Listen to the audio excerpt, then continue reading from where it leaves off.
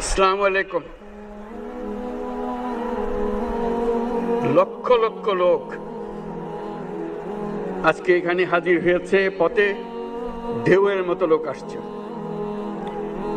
সারা বাংলাদেশ জুড়ে কোটি কোটি মানুষ আজকে এই মুহূর্তের জন্য অপেক্ষা করছে।